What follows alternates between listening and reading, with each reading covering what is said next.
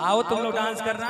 चैता पे डांस करते हो ना, उसमें कुछ नहीं करना। चैता वाले गाना में क्या है, थोड़ा सा राउंड लेके ऐसे नाचना है। हाँ हाँ पता है। वाह तब पता बताओ नाचो। बाबू रे रोल कॉल सा कैमरा की गरमी के दिनवा हो रामा। अरे जियो बाप जियो। अरे गरमी के दिनवा हो कि गरमी के दिनवा रामा रामा। अरे गरमी के दिनवा रामा गरमी के दिनवा। ट्रेन छूट गई ना, छूटे के ना चाहिए ना ना। हमरा एक में से धो लेवे करला, आगे तो छपरा कहां जाएगा बा? ले ले। हां कोई बात नहीं, अब हम छपरा में भी धो ले।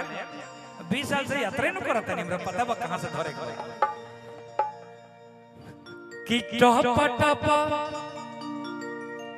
अरे चुआता पसीनावा ए रामा। अरे गरमी के दिन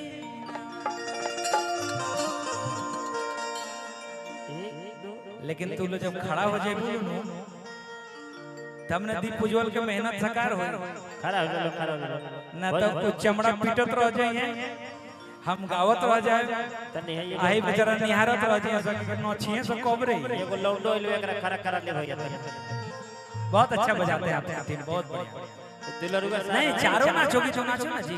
अरे तुम्हारे लिए तो एगो ना बिस्खा बैठा हुआ है, तुम नाचो। अरे चैता चैती में तुम भी ना जाला। चैता चैती में तो ये भाव बाटे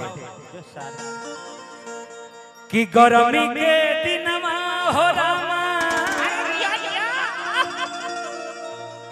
अरे गरमी के दिनवा हो कि गरमी के दिनवा रामा।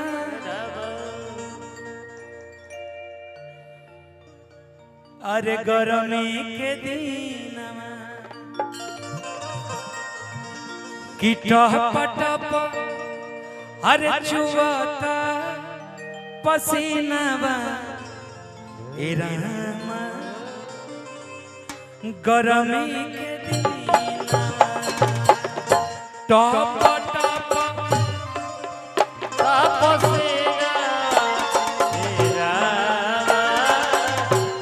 गरमी के दिनवा टप टप चुआता पसीनावा ए रामा।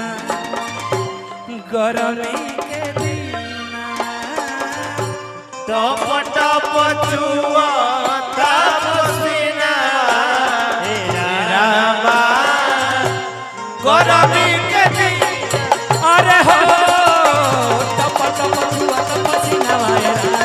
गरमी के दिनवा हो टप टप चुआता पसीना ए रामा।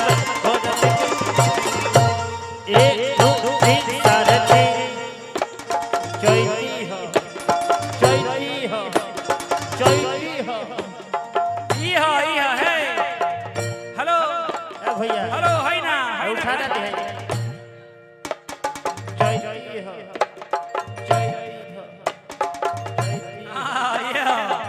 चैती। लेकिन सुनो इधर आओ। हेलो गर्ल्स इधर आओ।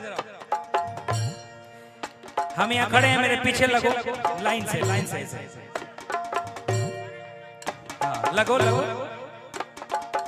अब ठीक है, फ्रेम ठीक दिख रहा है, हम लोग दिख रहे हैं ना। अब देखिए हम ट्रेन की बॉगी हैं, इंजन और तुम लोग बॉगी हो, छूटना नहीं है कहीं, साथ ही चलना है। टप टप चुआता पसीनावा ए रामा। गरमी के दिन टप टप चुआता पसीना ए रामा। गरमी के दिन अरे हाँ टप टप चुआता पसीना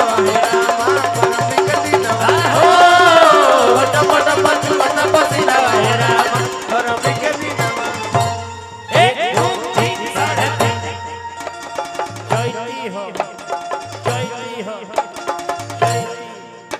ए भैया गजनी यही में एगो और बा हाँ देवरू के संगवा हो रामा देवरू के संगवा हो देवरू के संगवा हो रामा देवरू के संगवा हो देवरू के संगवा ए रामा देवरू के संगवा हो देवरू के संगवा ए रामा देवरू के देवरू के संगवा हो देवरू के संगवा देवरू के संगवा हो देवरू के संगवा देखो देवरू के संगवा लगाना पर हमरा प्रकाश भैया डॉक्टर भैया की तरफ से